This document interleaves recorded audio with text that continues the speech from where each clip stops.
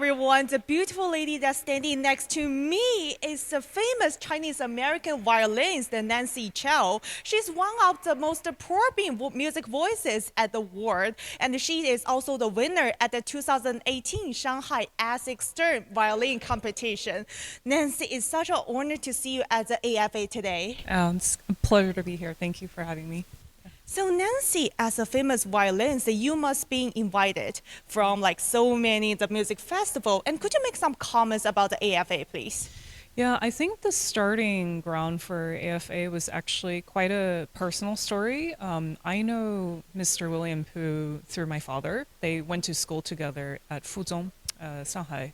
And so I think to start off, there's a personal narrative behind it, and it's especially meaningful for me to be here for the first time, and to meet all of the kids who are here and to see them flourish in master classes, chamber music, and also in concert settings. And for the AFA, it's more like a stage. It helps the children to improve their music skills, communication skills. What do you think the AFA will bring to our student?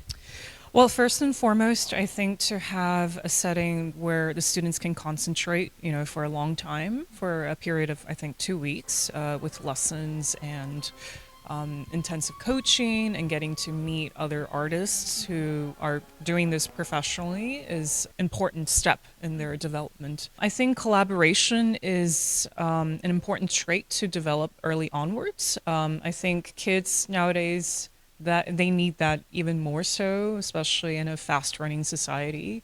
And I think to learn how to communicate with each other, to collaborate with each other, to discuss what their opinions are on music that they play together is important. And also knowing how to perform with each other on stage, which is another different skill set. Music, I think it's a language, and of course that's a very cliche answer to say, but it elicits a natural human reaction, and I think no matter what age you are able to respond. With younger kids, I think that's something that we can train them to appreciate the innate value of music, and I don't think age should be a factor to consider. I think it's the responsibility of the teachers here at the festival to kind of nourish that and to see how individual kids thrive and kind of tap into that. You are the winner of the 2018 Shanghai ASIC Stern Violin Competition. Could you share your experience to us, please? I think the competition itself, it really challenged the competitor in the most complete sense. We had to, for example, play chamber music. I think it was the Quartet of Fifths.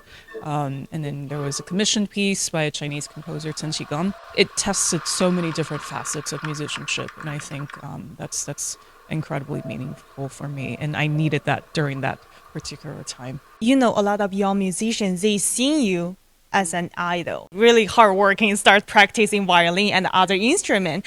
Do you have any advice, suggestion to the young musician?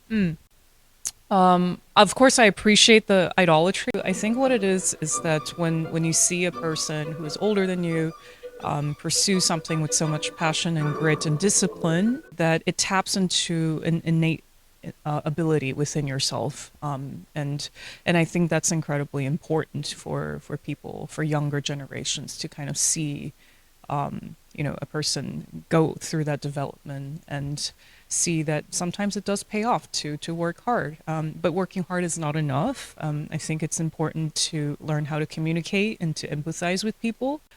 So I think it's one thing to work hard in music and to practice, they say, to get into, a prestigious venue as Carnegie Hall, but also I think to instill that trust within each other, and to share information and disseminate it as kindly as possible with compassion. I think that's the most meaningful.